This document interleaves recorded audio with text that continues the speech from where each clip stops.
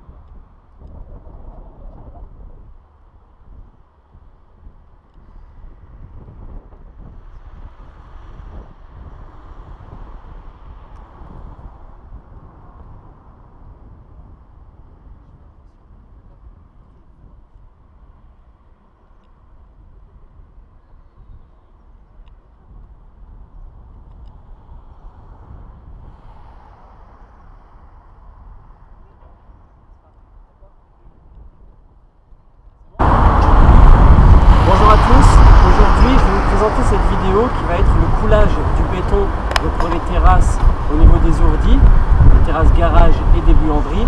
Et donc ça va être l'étape numéro 42, donc j'espère que cette vidéo va vous permettre de pouvoir faire comme moi ou mieux que moi.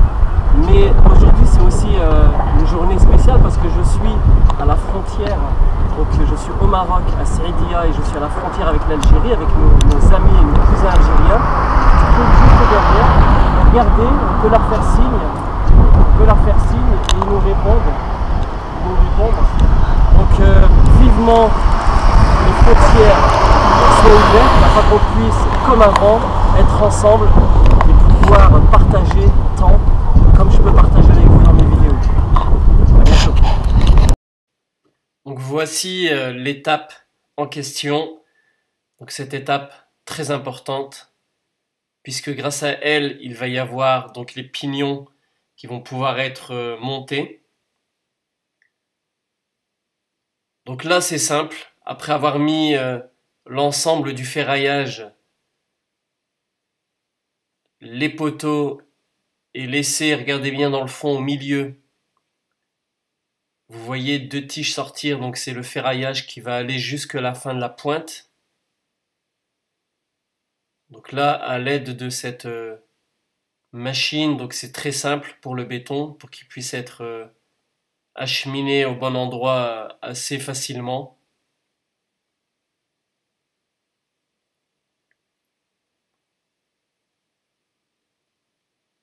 Alors il faut être deux minimum. Plus, je pense pas que ce soit réellement nécessaire. Moi, je ne fais rien du tout là sur ce coup-là.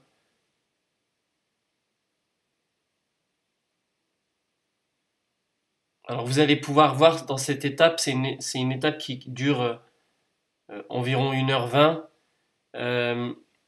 L'important, je pense, c'est que ça va vous permettre de pouvoir visualiser en temps réel ce que peut être le coulage d'une dalle, donc béton pour une terrasse, qui en plus fait 9,04 m sur 6,20 m.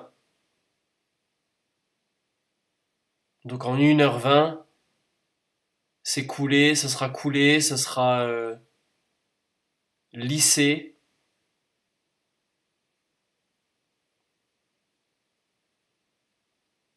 Alors bien entendu, au niveau du béton, il faudra que vous soyez capable de calculer exactement ce dont vous aurez besoin. Il faut toujours prendre, on va dire, un demi-mètre cube en plus, voire 1 m3 en plus, parce que, par exemple, moi, pour cette cette terrasse, j'ai pris 1 m3 en plus et au final, eh ben, en fait, c'est tombé quasiment pile poil parce qu'il en reste toujours un petit peu dans le tuyau. Et bien entendu, le coût pour vous livrer 1 m3 si vous en aviez besoin d'1 m3, il est assez élevé puisque eux font le transport. Donc là, c'était tombé pile poil. Vous allez pouvoir le voir dans cette vidéo. Dans cette vidéo, vous allez pouvoir aussi voir l'Habib. Beaucoup disent oui, il faut travailler au laser pour être certain de d'avoir une terrasse hyper nickel. Le Habib, lui, il en a pas besoin. Il fait ça vraiment à l'œil quasiment. Il se sert un peu du niveau si nécessaire, mais vous allez pouvoir le voir. Il a une technique qui est assez particulière et qui est très bonne technique, qui est une très bonne technique, puisque je suis le propriétaire et s'il y avait quelque chose qui n'allait pas, bien entendu, je l'aurais à la fois dit dans mes vidéos afin de pouvoir vous permettre d'éviter de faire les mêmes erreurs, mais aussi je me serais permis de le dire à l'Habib et on aurait rectifié ça. Mais là, il y a eu besoin de rien, tout était impeccable, tout était parfait. Donc, je suis assez content, assez satisfait. Alors, il y a aussi plusieurs petites questions que vous me posez. Donc, je vais essayer de temps en temps de pouvoir vous apporter les réponses, même si parfois j'y réponds aussi dans les messages que vous pouvez mettre au niveau des commentaires. Mais c'est intéressant. Toujours à savoir. C'est même, je dirais, important. D'autant que vous êtes très nombreux à avoir débuté votre construction en autoconstruction en vous aidant de mes vidéos. Donc ça me fait plaisir. Et profitez vraiment de pouvoir m'envoyer des messages soit sur YouTube, soit directement via Messenger. Même lorsque je suis occupé, j'essaie toujours de trouver un temps pour pouvoir vous y répondre.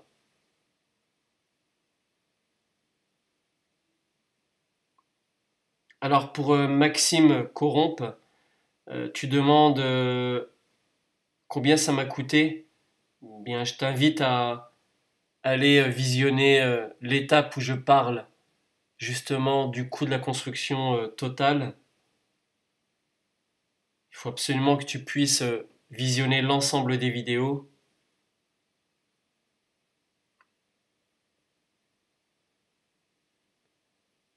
Alors là, ce que Johan et el Habib sont en train de faire, ils sont en train de combler,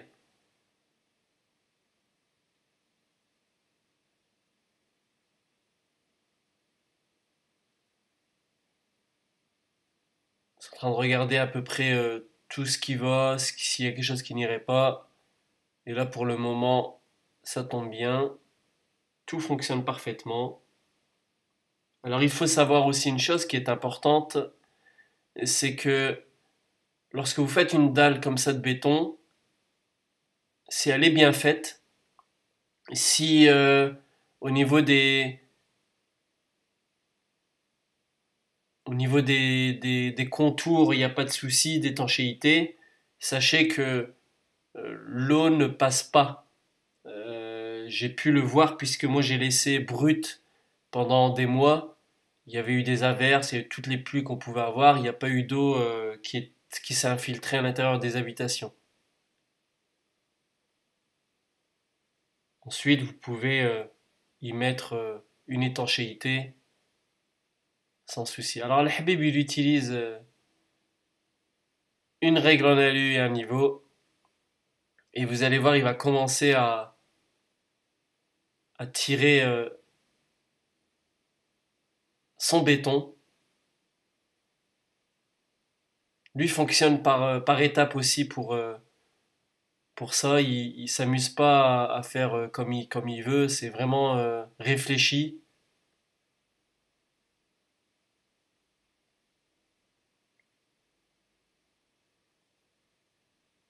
Alors je remercie aussi News Info Free qui, qui me dit que je l'ai motivé pour construire lui-même sa maison. Alors je te souhaite bon courage. Tu verras, c'est passionnant que de le faire soi-même.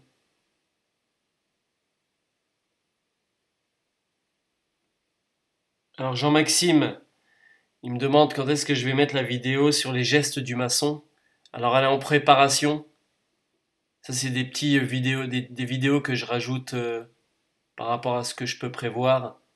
Donc bien entendu, c'est toujours si j'ai le temps, je peux pas tout le temps être présent pour faire que des vidéos. J'ai aussi une vie à côté, du travail, le sport, les vacances, comme vous pouvez le voir.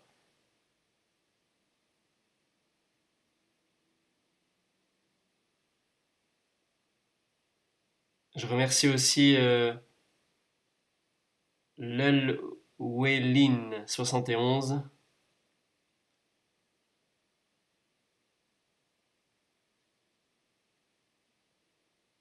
Alors, regardez la ce qu'il est en train de faire. En fait, il est en train de mettre les côtés à niveau par rapport, bien entendu, au bord de la fameuse planelle qui est sa base.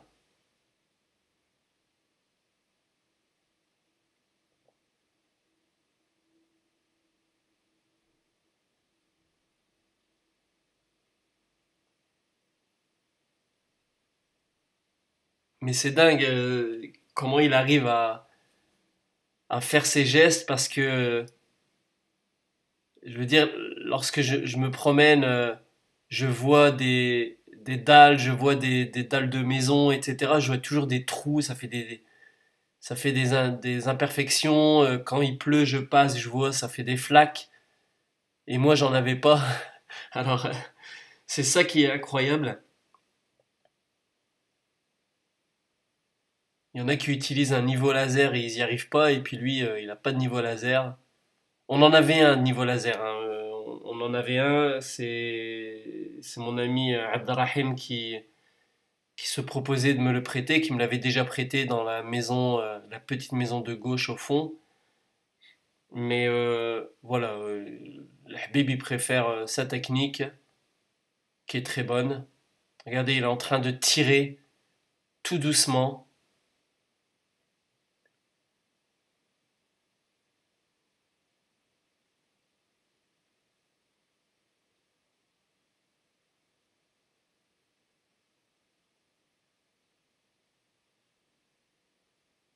Ah, le Habib il a un œil sur tout. Il veut absolument vérifier que tout soit le plus parfait possible.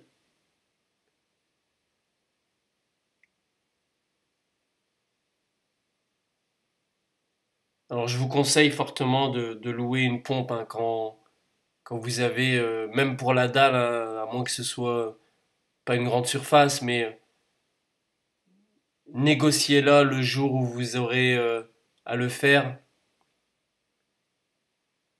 Il faut compter après négociation environ 200 euros, hein, 200-220 euros, alors qu'il y a des pompistes qui les louent à plus de 300. Mais il faut juste négocier, discuter.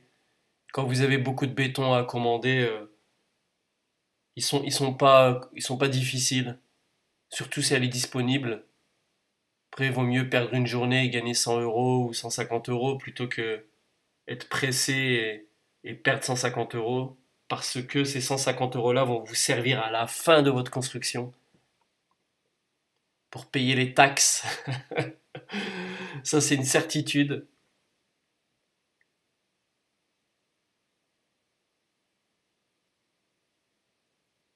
Alors, Pincel Cluck aussi me remercie et je te remercie aussi. Il en est à l'étape des poutrelles, donc ça tombe bien. Il est en train de faire son garage.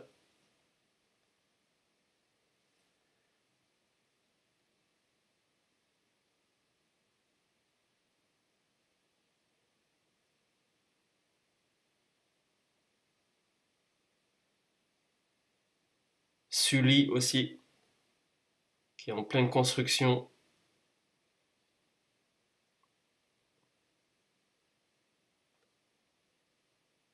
Alors comme vous pouvez le voir, au bout de à peine 15 minutes,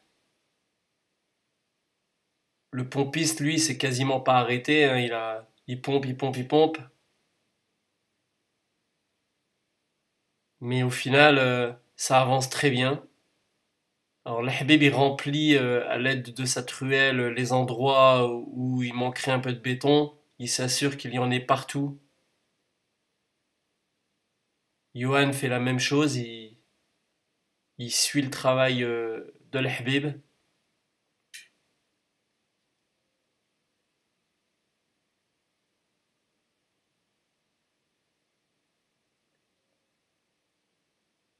Alors en plus, lorsque vous construisez, idéalement la période de mars est une très bonne période pour débuter la construction, puisque parfois c'est pas humide. Après, ça dépend de la région où vous vous trouvez.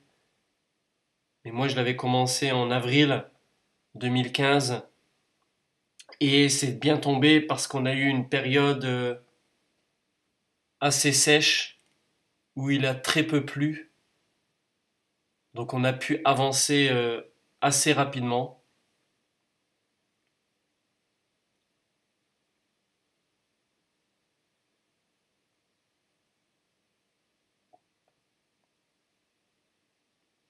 Il faut aussi se dire que lorsque vous décidez de construire, il faut voir pourquoi, pour quelles raisons vous avez décidé de construire. Parfois, c'est parce que vous avez un petit peu d'argent de côté et vous avez eu l'occasion de trouver un terrain pas cher. Parfois, c'est juste parce que vous allez vouloir investir, c'est-à-dire construire une habitation et la revendre en tant que maison principale parce que si jamais votre maison à revendre n'était pas votre maison principale, votre lieu de vie à la base, vous vous retrouveriez avec une plus-value. Tandis que si la maison que vous construisez, eh bien, vous la mettez en maison principale, puis vous la revendez, la plus-value que vous faites, l'État ne prend rien. Donc c'est bien. Ensuite, bien entendu, lorsque vous la revendez, l'État va vous dire, mais l'argent avec lequel vous avez vendu ça, il faudra systématiquement le réinvestir dans une habitation. Voilà, en clair, c'est ça. C'est que si tu achètes une maison, si tu construis une maison et que tu la revends, il faut que derrière, tu puisses racheter une maison principale derrière. Donc c'est assez compliqué.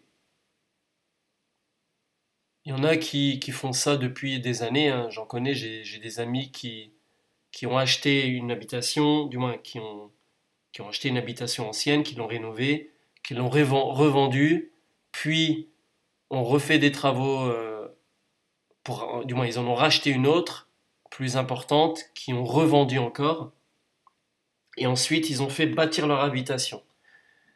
Alors, l'habitation de cette personne-là qui a été construite, parce que peut-être que ce sera une vidéo future, puisqu'il s'agit d'une de mes élèves en taekwondo. Sa petite histoire, c'est que elle a construit du moins, elle a acheté un terrain. euh, donc, elle a acheté un terrain qui se trouvait. Je vous ferai un petit plan dans la prochaine vidéo pour vous expliquer un peu son cas, parce que ça pourrait très bien vous arriver. Donc, essayez de vous imaginer un petit peu tout en regardant l'Habib. N'hésitez pas à après faire un retour si vous souhaitez ne voir que le travail de l'Habib, de ce qu'il fait. Mais c'est un cas extrêmement important et grave, puisque la maison qu'elle a fait bâtir euh, par une entreprise et accepté par un cabinet d'architecte, avoir un permis de construire accepté, etc. Eh bien, cette maison, elle est dans un litige extrêmement grave puisqu'elle a plus de 2 ans, mais elle a 3 ans, je pense, à peine 3 ans. Mais une copropriété qui habite à cet endroit-là viennent pas, mais depuis au moins 1 an et demi, ont attaqué cette personne-là pour dire qu'ils n'acceptaient pas dans le quartier une maison cubique. Et donc, ils n'acceptent pas une maison cubique, c'est encore plus compliqué que ça. Ils n'acceptent pas une maison cubique blanche, puisqu'il existe une maison cubique juste à côté, noire, et qui ne pose aucun problème. Voilà. Et donc, cette personne-là, eh ben, elle a perdu un procès déjà, puisque ça a été en procès. Elle a perdu un procès. La mairie a perdu également le procès contre ces fameuses personnes de la copropriété. Et donc, ce qui se passe, c'est que comme la mairie a perdu le procès, le permis de construire est annulé. Donc la maison cubique de moins de 3 ans n'est plus n'est plus légale. C'est-à-dire elle est destructible, on va dire, entre guillemets. C'est-à-dire qu'elle n'a plus de permis de construire. Et donc la personne attend un dernier jugement, puisqu'ils ils sont toujours en jugement, toujours en attente de pouvoir espérer gagner, parce que s'ils perdent, la maison sera détruite. Mais bien entendu, je l'ai promis à mon élève, si jamais il devait y avoir une décision de justice qui euh, irait dans le sens du premier jugement, c'est-à-dire la destruction de l'habitation, j'espère mobiliser grâce à mes vidéos, grâce à vous tous, et grâce au reportage que je ferai sur cette famille, puisque il s'agit d'une famille avec des enfants de bas âge, de l'argent en jeu, une habitation pour pouvoir fournir un toit à ses enfants, à sa femme, et pouvoir vivre tranquillement. Eh bien, en France aujourd'hui, il y a des tarés, c'est vraiment le mot approprié à dire, des tarés qui décident comme ça, parce qu'ils n'aiment pas une maison cubique, décident de ne pas aimer une maison cubique blanche, mais d'aimer une maison cubique noire. Et ben ils décident de les attaquer et d'engager des poursuites pour pouvoir faire détruire cette habitation qui a coûté quand même très très cher. Donc il y a aussi l'argent en jeu. Je comprends pas comme ça les personnes âgées qui décident d'attaquer des gens jeunes et en plus très corrects euh, juste parce qu'une maison ne leur plaît pas. Alors, il y a aussi une chose importante, c'est que, c'est ce que je voulais vous dire, même si on continue à se focaliser sur ce que l'Habib fait. Donc il est en train de remplir le poteau, hein. Il y a un poteau à cet endroit-là, donc il est en train de le remplir. Alors, une chose importante, c'est que lorsque vous achetez un terrain à bâtir, assurez-vous déjà que le quartier est correct, assurez-vous un maximum d'éviter d'être dans une copropriété, parce que c'est une galère. Les copros, c'est toujours... en clair, il y a toujours un con ou une conne dans l'histoire. Les gens ne comprennent pas qu'il faut vivre simplement, correctement, n'emmerder personne.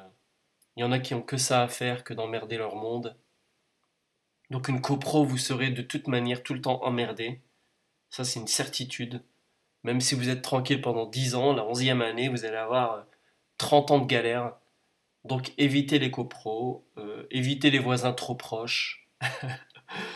Je sais que c'est pas facile, mais si vous pouvez être un peu à l'extérieur de la ville, c'est toujours mieux pour vous. Vaut mieux faire un petit peu plus de kilomètres plutôt que de devoir supporter les gens des gens qui sont insupportables. C'est pour ça que moi je me suis mis dans ce terrain-là, il y a rien autour, c'est correct, c'est sain. Surtout que moi, le premier qui viendrait m'emmerder, je l'enverrai bouler. Donc c'est plutôt avec moi qui risquerait d'avoir des problèmes plutôt que moi avec eux. Donc voilà. Et donc quand vous achetez un terrain, par exemple, si vous achetez un terrain où il y a une copropriété et que il y a une allée qui mène à d'autres terrains derrière, assurez-vous que lorsque vous passez chez le notaire, soit bien spécifié, attention c'est vraiment important, que soit bien spécifié que cette allée-là ou cette rue soit mise dans votre acte d'achat, acte notarial, qui spécifie que vous avez un droit de passage. Et oui, c'est important, ça peut paraître bête, mais il y en a qui n'y font pas attention, qui ne pensent pas que c'est important, et qui se retrouvent coincés, je dis bien coincés, à l'autre bout du, euh, du terrain, donc à l'autre bout de la rue, sans avoir un droit de passage, un droit d'accès. C'est-à-dire que c'est comme si que vous achetez une maison, vous construisez une maison, et puis un- une personne commence à regarder au niveau de la copropriété ce qui se passe et il s'aperçoit que vous n'avez pas le droit de passage. Et si vous n'avez pas de droit de passage, ça veut dire que vous n'avez plus accès à votre habitation. Vous pourriez faire ce que vous voulez, il n'y a rien de plus compliqué. Alors vous allez essayer de remettre l'erreur sur le notaire qui ne l'a pas spécifié, mais le notaire va vous dire que non, c'est pas de sa faute, que si, ça et ça. Et donc vous allez vous retrouver emmerdé. Donc c'est important, vérifiez, mais vraiment, ne prenez pas l'euphorie. Vous savez, cette euphorie-là, quand on signe pour un terrain, qu'on est hyper heureux, extrêmement excité de pouvoir avoir un terrain, le terrain qu'on voulait en plus, parce que c'était celui-là, celui-là. Mais on est aveuglé, un peu comme lorsque vous rencontrez une femme et que vous vous dites c'est la femme de ma vie, et puis que vous avez des cœurs à l'intérieur des yeux, et puis vous en oubliez les défauts. Voilà, et puis quand vous vous mariez avec elle et que vous vous retrouvez avec, je sais pas moi, la sorcière de, comment on appelle ça, de Blanche-Neige, eh ben vous imaginez pas que c'est une galère après. Donc vraiment faites attention, c'est vraiment très important de pouvoir vous assurer du fameux terrain, que vous n'avez pas un voisin ou une voisine complètement taré, que vous n'avez pas une copropriété où vous allez en plus payer des charges de copro parce que le syndic en plus ne fera pas toujours ce qu'il faut, que ça coûte cher, ou si c'est une ASBL, etc. C'est compliqué parce que les gens s'y mettent pas à fond. Vous allez payer des charges sans pour autant avoir ce que vous voulez, etc. C'est toujours la galère. Ça, c'est vraiment euh, extrêmement important puisque ça existe. C'est comme pour celui qui, et je continue encore des histoires en attendant que la Habib tire son béton, c'est comme lorsque vous décidez d'acheter, vous avez énormément de choix aujourd'hui puisque des promoteurs vendent sur plan des appartements ou des habitations, vous avez des particuliers qui vendent des maisons, vous avez cette envie de construire vous-même, ou vous avez aussi la possibilité de passer par différents constructeurs artisans, et on ne regarde pas tout le temps ce qui est le plus important. Le plus important, c'est de se dire pourquoi on veut acheter et pourquoi on veut construire. C'est la grande question. C'est vraiment cette question-là qu'il faut se poser et il n'y a que vous qui pouvez réellement vous dire pourquoi. Alors c'est simple, hein, il suffit de marquer sur papier. Lorsque j'ai décidé de construire la première habitation, celle qui a à l'avant des deux maisons jumelles, lorsque j'ai décidé de construire, j'avais le choix. Hein. Je ne pouvais pas juste me dire je veux acheter ou je veux construire. Non, il y avait un choix à faire. Et ce choix-là, c'était, même si j'en parle dans une vidéo précédente, c'était que je voulais acheter une habitation, mais le problème c'est que j'étais seul à travailler et donc je n'avais pas de revenus importants. Donc j'avais à la banque, à ce temps-là, les crédits, les intérêts étaient très élevés. Sur 25 ans, vous allez rire, mais c'était 6,25. Vous imaginez, 6,25% en taux fixe. C'est énorme. Alors, je vous raconte pas, c'est une galère, hein. Après, j'avais un- un budget. Mon budget, c'était 83 000 euros. Donc, c'était pas une somme importante. Et je cherchais une habitation ancienne et je ne trouvais pas quelque chose qui me plaisait, qui pouvait me plaire. Euh, il y avait toujours un défaut, toujours un problème quelque part. Quand c'était pas la salle de bain, c'était le salon. Quand c'était pas le salon, c'était le WC, l'endroit où il se trouvait.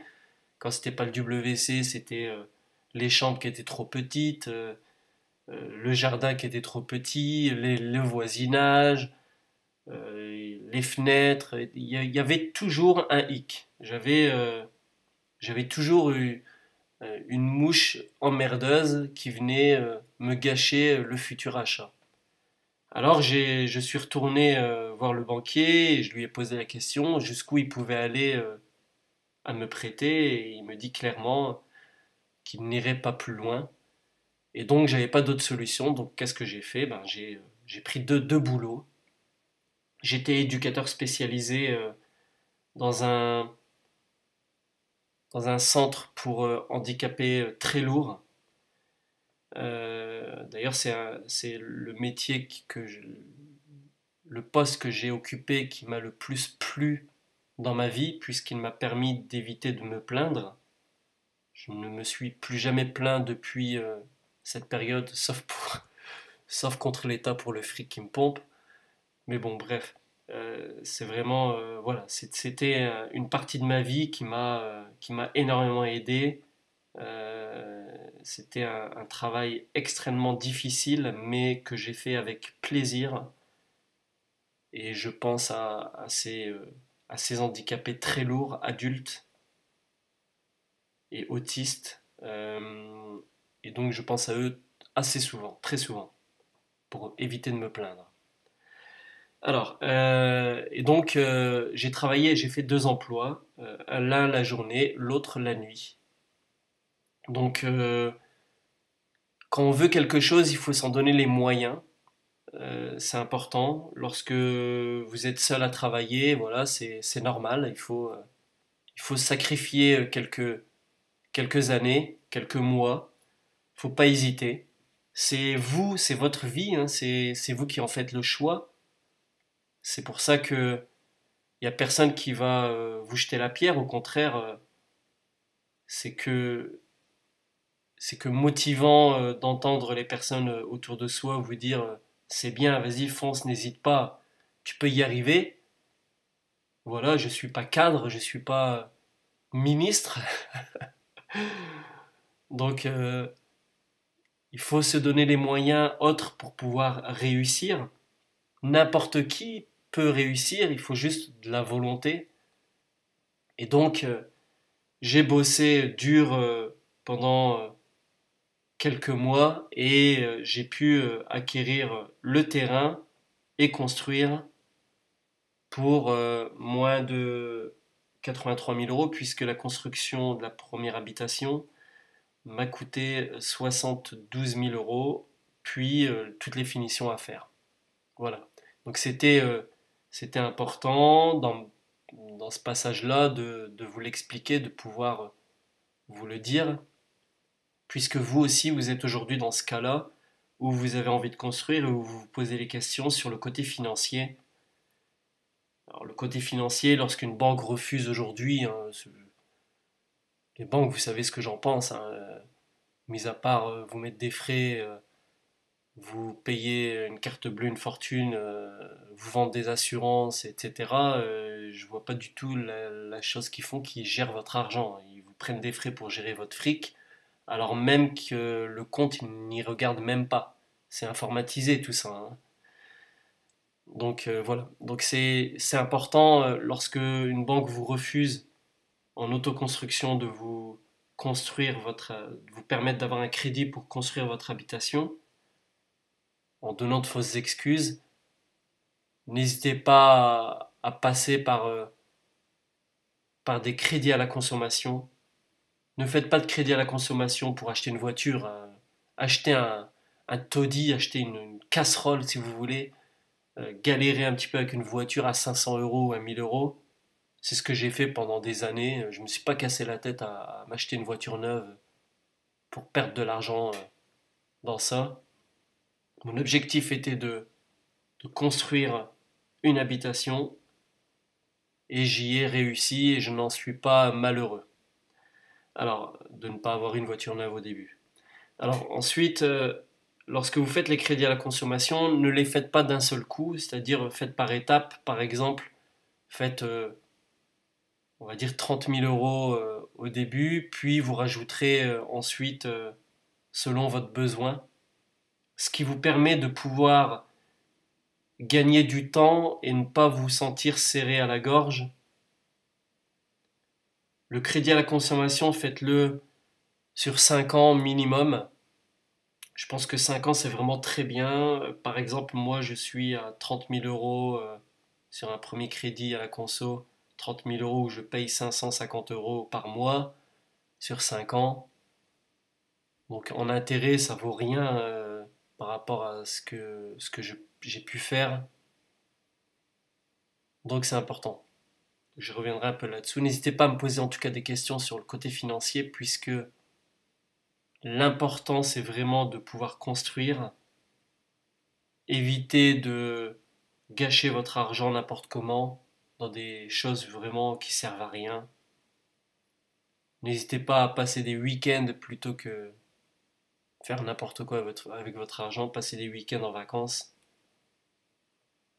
Alors, comme vous pouvez le voir à l'écran, j'espère que je vous saoule pas, que je vous ai pas endormi. Hein, surtout, il y en a certains qui n'hésitent pas, et je citerai pas le nom aujourd'hui, qui n'hésitent pas à se mettre sur le canapé et à regarder mes vidéos du côté de Marseille ou ailleurs. Alors, ce que je voulais vous dire, donc, c'est que regardez, l'Ahbib, il a commencé là à, à faire ses lignes.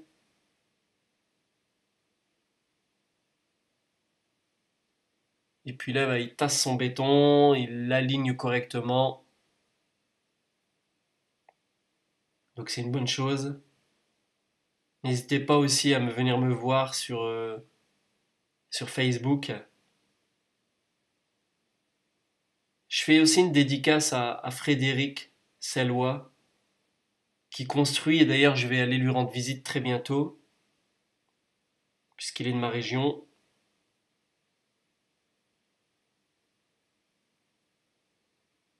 Donc là, c'est vraiment en temps réel, c'est vraiment ce qui se passe, le temps vraiment utile pour faire une dalle de haut temps. Je sais que ça peut paraître long, mais c'est important que vous puissiez le voir.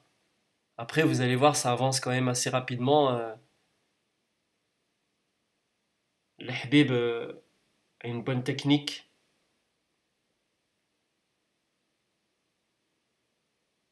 Pour ceux qui le voudraient, le Habib est en train de faire sa société.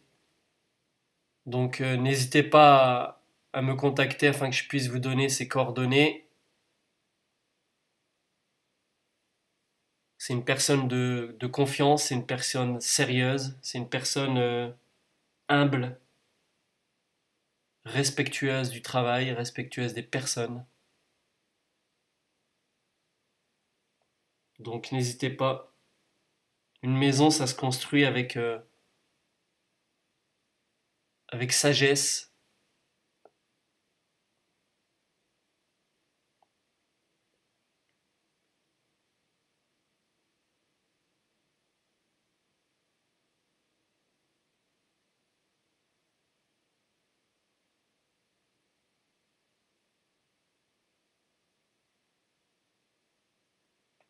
Alors je dédicace aussi cette vidéo à Mohsin Sana, qui est du côté de d'Annecy, tout ça. Donc il a acheté un terrain, il va construire aussi son habitation. Donc c'est une très bonne chose. Comme vous avez pu le voir là, Johan est en train de tirer le béton nécessaire pour arriver jusqu'au bout. Vous avez pu le voir tout à l'heure, le pompiste, il avait fini son béton, mais on avait l'impression qu'il en manquait, mais non. Il suffisait juste de tirer le béton nécessaire qu'il y avait en trop ailleurs, et donc le calcul était parfait.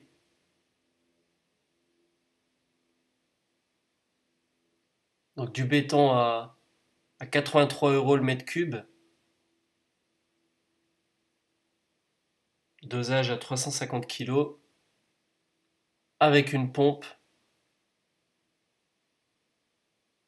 La pompe c'est ou 180 ou 200 euros, je m'en souviens plus à combien j'ai réussi à l'avoir.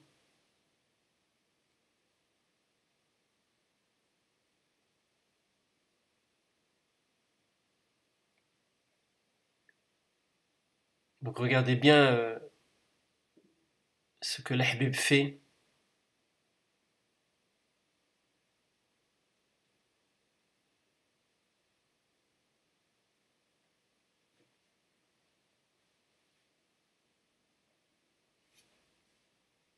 Alors je suis actuellement en discussion avec des personnes on va dire des impôts, puisque on m'a renvoyé une taxe, je ne sais plus si je vous l'avais dit, là, de 3200 euros de taxe d'aménagement, alors que je venais de finir de payer celle de l'année dernière. En fait, on m'en avait envoyé une l'année dernière, du quasiment même montant. Et là, j'ai envoyé un mail et on me dit, vous devriez appeler, concernant le calcul de cette taxe, la DDTM. Et on me donne le numéro, mais en fait, il n'y a personne qui répond. Je vais mettre un peu, en attendant,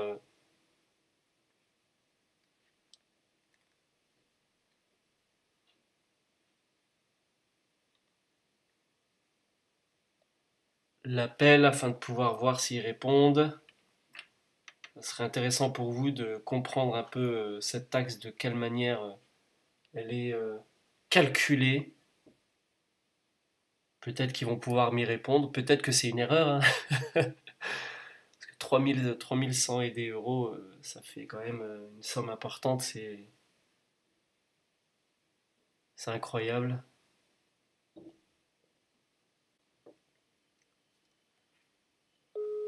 Alors, ça sonne, mais comme nous le savons tous, c'est très compliqué d'avoir les renseignements lorsqu'on en a besoin. C'est une ligne qui sonne comme ça tout le temps.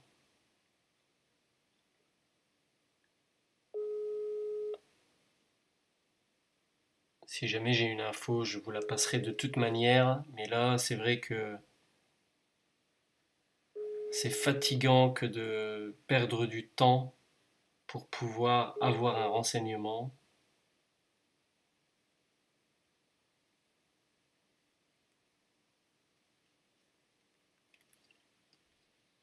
Les services publics ne sont pas toujours réactifs et là lorsqu'on en a besoin.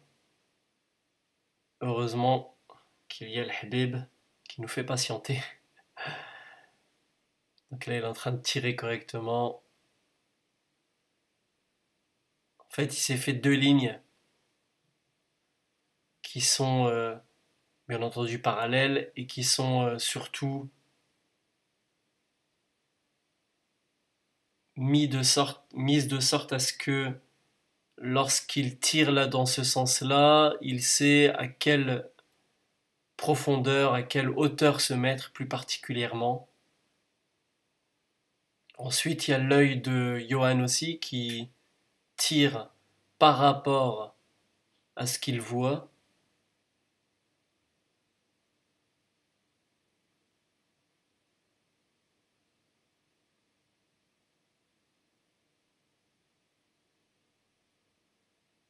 Alors ça,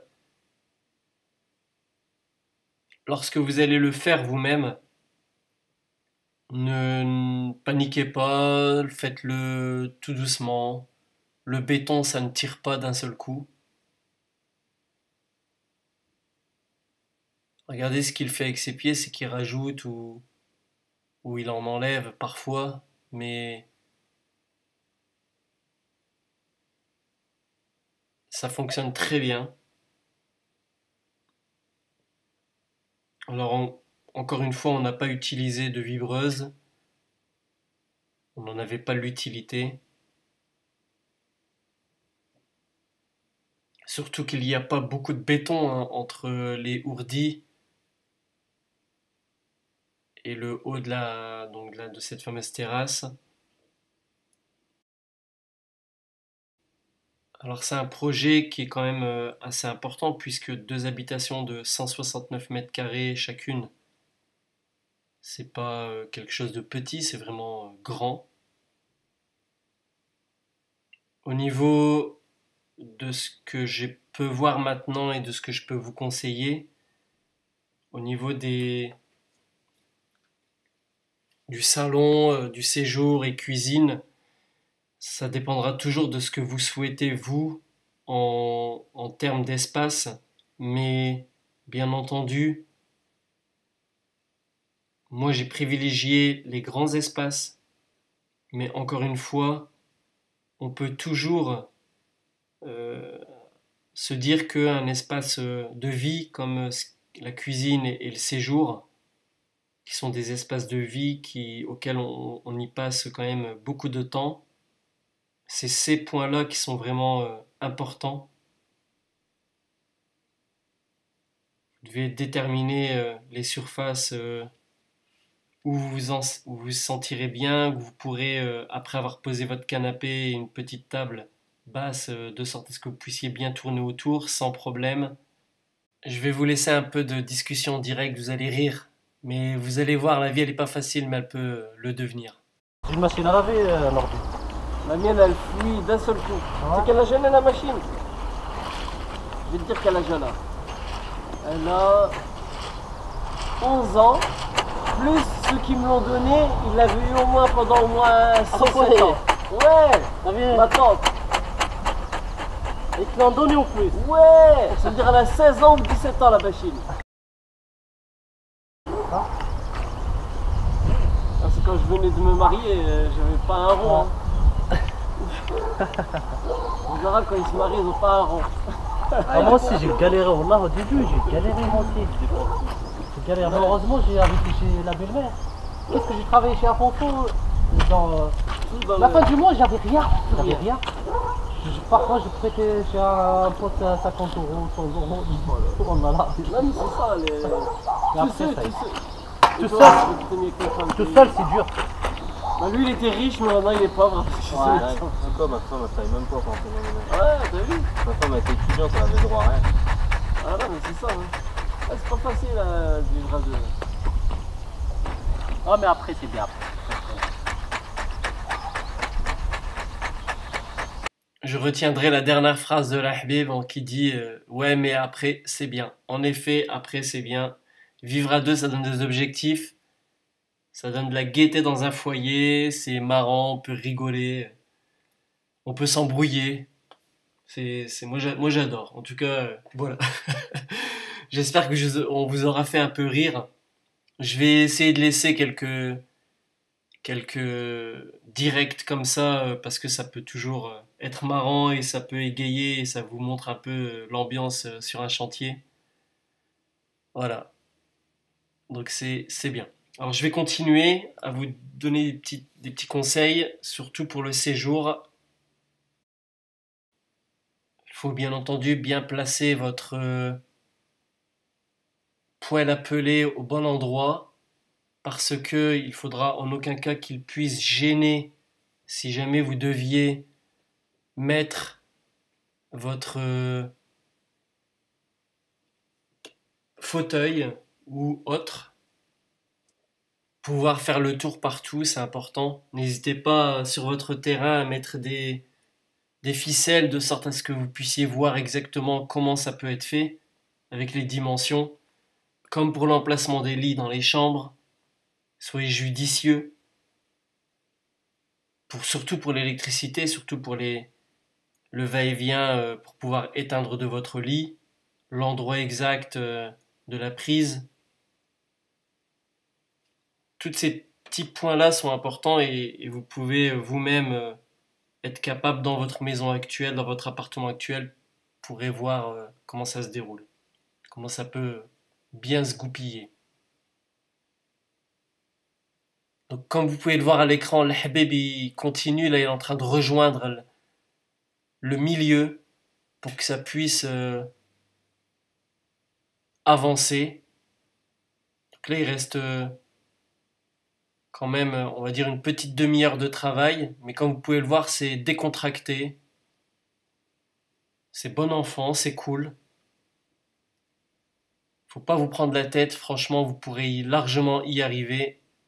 Alors aussi, par exemple, lorsque vous coulez ce type de terrasse, n'hésitez pas à demander un béton qui soit quand même assez liquide.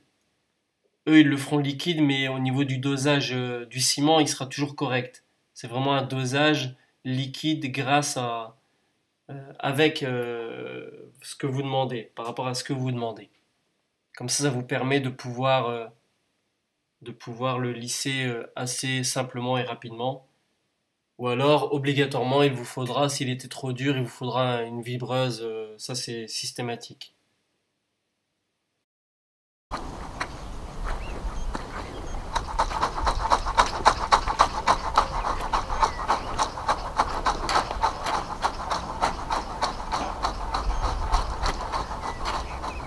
Je tire un peu là.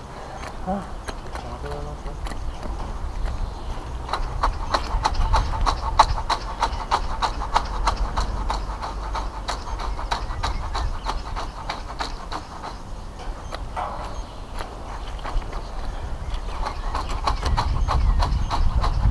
Donc tu mets bitume et au-dessus du bitume tu mets quoi?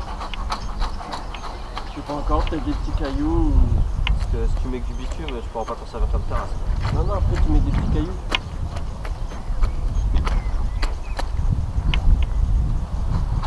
Tu mets des petits cailloux ici? Ouais. C'est galé.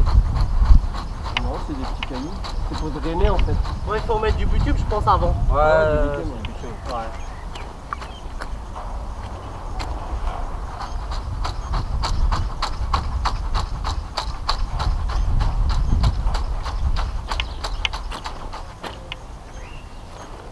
On met du bitume.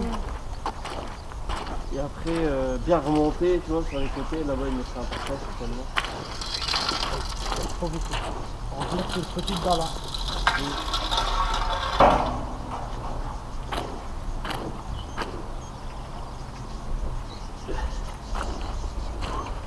Ah, une petite dalle, elle fait déjà au moins 54 mètres carrés. Hein. 50 mètres. Plus, hein. 9 fois 6. Même plus que 6. 57. Elle fait presque 60 mètres carrés. 54. Ouais. Ah, plus 60, ouais. Ouais, c'est ça. Donc en effet, on est en train de discuter du dessus de la terrasse. Donc l'Ahbib me demandait ce que je comptais mettre avec Johan. Donc moi j'ai prévu de mettre donc du bitume, puis ensuite des petits cailloux. Mais après ça peut changer. Je peux encore modifier ce que je veux faire là-dessus. Il n'y a rien qui m'oblige à mettre des petits cailloux. Il n'y a rien qui m'oblige à faire que ce soit une terrasse accessible. En tout cas, pas du tout dans l'immédiat. Bien entendu, il y a des priorités financières beaucoup plus importantes que de se dire je fais une terrasse aménagée en haut. Ça ne sert à rien. Alors, l'Habib est en train de continuer. Vous avez vu, il a changé sa règle en alu. Il a pris celle avec son niveau et il tire donc sur les deux côtés. ça avance quand même pas mal. Votre temps ne sera en aucun cas perdu à regarder cette vidéo du début à la fin, puisque vous allez pouvoir voir exactement et vous voyez exactement ce qu'il se passe lorsqu'on coule une dalle, que ce soit pour un vide sanitaire ou que ce soit pour une terrasse comme celle-ci, toiture terrasse.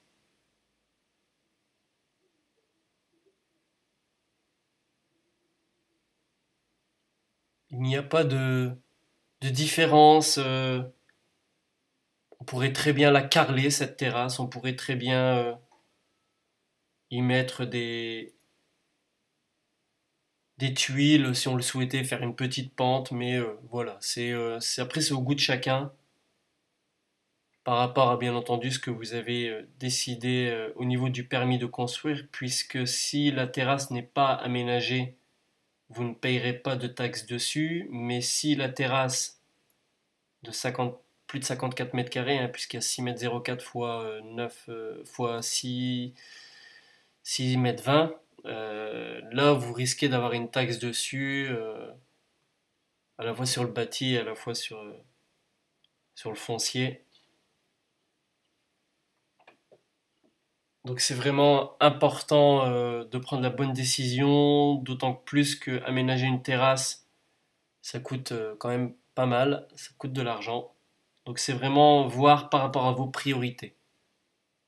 Alors moi l'exposition des maisons, elle est plein sud. Hein. C'est-à-dire que j'ai du soleil du matin au soir. Je parle de l'avant de la maison. À l'arrière, j'ai du soleil, bien entendu, sur l'arrière, mais après, par exemple, en période du mois de mai, j'ai le soleil à partir de 4 heures jusqu'à la fin de journée au niveau des terrasses que je vais faire. Des terrasses de derrière, hein, je parle pas de l'avant de la maison, je parle vraiment de l'arrière, côté jardin. Donc, j'ai prévu d'aménager des terrasses avec l'architecte, des terrasses à l'avant puisque le soleil y est toute la journée, et d'aménager l'extérieur, c'est-à-dire le côté jardin, de sorte à pouvoir avoir aussi une terrasse pour l'arrière, pour l'ombre, pour avoir un peu d'ombre. Alors pour ceux et celles qui veulent devenir propriétaires aussi, ils ont d'autres solutions. Il y a dans les villes, dans toutes les villes de toute manière, des maisons qui sont quasiment à l'abandon, qui sont même à l'abandon. C'est-à-dire vous pouvez voir, elles n'ont jamais été ouvertes, les fenêtres c'est une catastrophe, porte d'entrée pareil, la toiture vous commencez à voir que ça se voit qu'elle n'est plus habitée, une maison qui n'est plus habitée dépérit, elle meurt. Une maison, c'est presque quelque chose de vivant.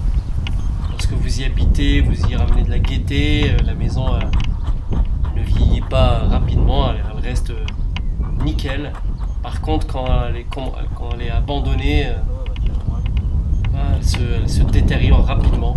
Mais ces maisons-là, il ne faut pas hésiter à aller au cadastre de la ville en question, de demander le nom des propriétaires ou du propriétaire. Vous remplissez simplement une fiche, hein, vous demandez ça. Puis que vous contactez les personnes.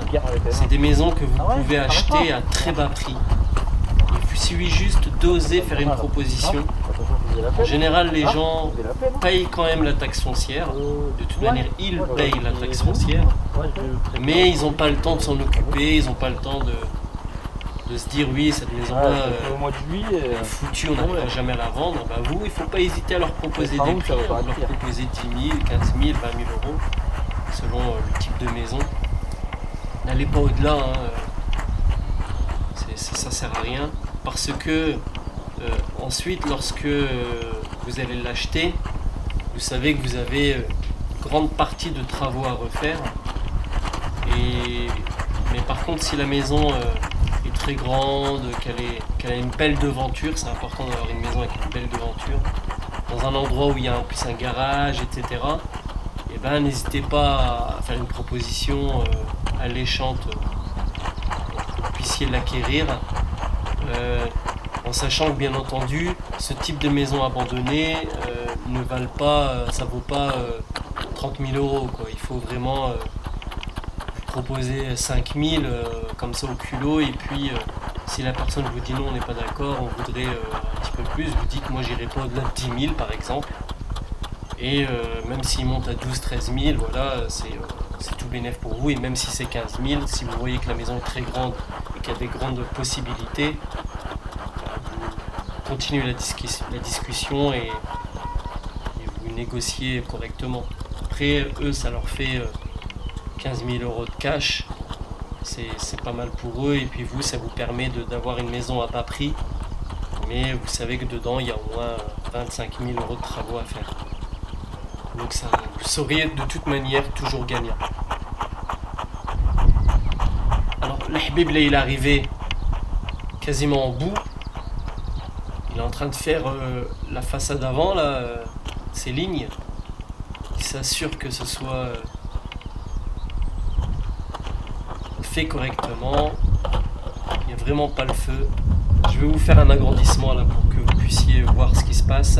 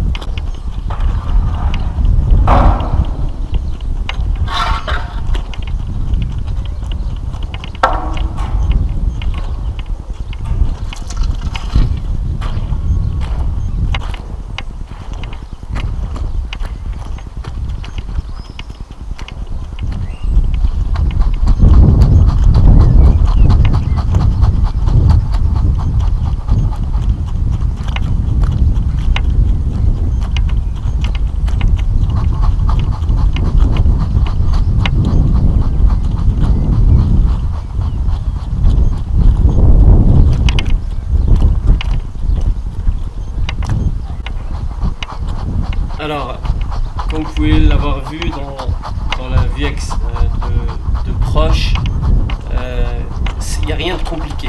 Il n'y a vraiment rien de compliqué. Vous pouvez voir que ça avance correctement, sans trop de pression, sans difficulté. C'est vraiment simple. Ça ne vous coûte rien de le faire, de l'essayer. Ça ne vous coûte pas grand chose de pouvoir vous dire avec un ami le jour où vous avez à le faire, allez, on tente, on y va. Il suffit juste d'avoir pu visionner, pu vérifier, renseigner, etc. Et vous verrez, ça marchera tout seul. Surtout si vous le faites plus liquide encore. C'est un peu quasiment le même principe que lorsque vous allez faire un ragréage avant de poser un revêtement de sol. D'ailleurs, dans une de mes vidéos, si vous avez parcouru toutes mes vidéos, il y a des anciennes vidéos qui montrent le ragréage, comment le faire et comment le lisser, comment poser un revêtement de sol. Donc il y a pas mal de petites astuces dessus sur ma chaîne. N'hésitez pas à la partager sur les différents réseaux sociaux. N'hésitez pas aussi à me poser des questions et à venir me rendre visite sur Facebook. N'oubliez pas de pouvoir bien regarder l'ensemble des vidéos, c'est important. Donc arrivé à cet endroit-là, vous pouvez le voir, j'ai fait un agrandissement. Il y a l'Habib qui va revenir vers l'endroit où il y a donc la possibilité de descendre, donc les tréteaux qui ont été placés. Donc il suffit pour lui simplement de vérifier la planéité de la dalle et en même temps de pouvoir continuer à lisser en reculant.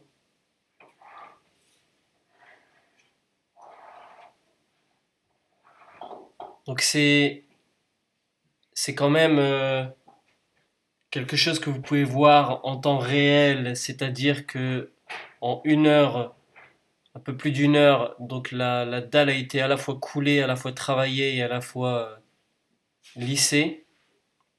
Bien entendu, si vous le souhaitez, quelques heures après avoir coulé la dalle et faire ce petit travail, vous pourrez, bien entendu, si vous le souhaitez, la talocher. Donc pour la talocher, il suffit que vous vérifiez que vous pourriez marcher dessus.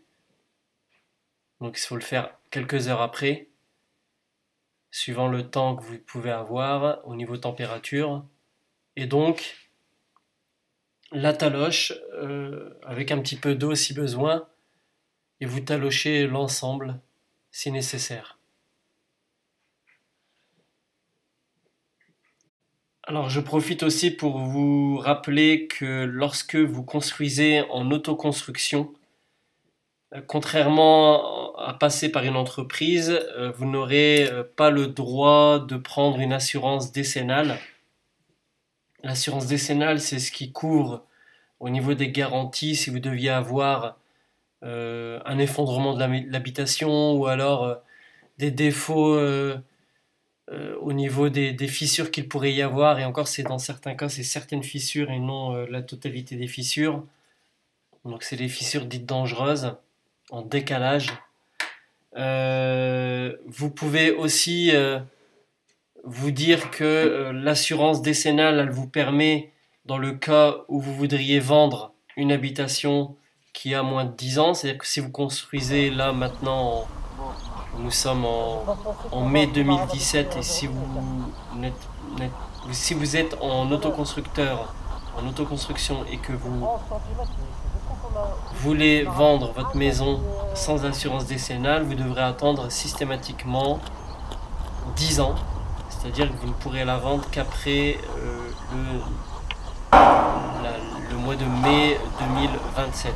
Par contre, je pense que si c'est une personne qui, lorsqu'elle passe chez le notaire, dit « moi j'accepte la maison sans garantie », bien entendu vous pourrez la vendre. Après, je pense que le coût de vente pourrait être moins élevé parce que justement cette garantie n'existe plus. Sachant que lorsque vous passez par un constructeur, la garantie dommage-ouvrage est bien entendu présente, mais ça n'empêche en rien d'avoir des fissures, et ça n'empêche en rien, et ça n'oblige à rien lorsqu'il y a une dommage-ouvrage pour des fissures, que l'entreprise présente et l'expert disent voilà, on refait. En général, quand c'est des fissures qui ne sont pas dangereuses, rien n'est fait et rien ne sera refait. Alors lorsque vous passez aussi par un constructeur, il y a d'autres garanties qui sont en jeu. Donc il y a le parfait achèvement, c'est dans l'année, à partir du moment où vous avez signé la réception des travaux de construction. Donc à partir de cette date-là, vous avez 1 an pour dire voilà, il y a ça à refaire. Ensuite, vous avez donc il y a le parfait achèvement. Ensuite, vous avez la fameuse décennale pour vous plaindre des systèmes qui pourraient y avoir en avarie. Voilà. Ensuite, donc là vous pouvez voir à l'écran que l'Ahbib est en train de fignoler donc justement son béton. Il est en train de revenir vers l'arrière, il ne reste plus que quelques instants à peine, et vous aurez vu dans un ensemble complet ce qu'il peut y avoir à faire pour lisser votre dalle en ayant reçu le béton, après avoir bien entendu fait les ourdis, les poutrelles, le ferraillage. Comme vous pouvez le voir, c'est assez simple, il n'y a rien de compliqué. N'oubliez pas que si vous avez besoin des services à l'Ahbib est en train de faire une société, donc n'hésitez pas à me contacter pour que vous puissiez être mis en relation avec lui.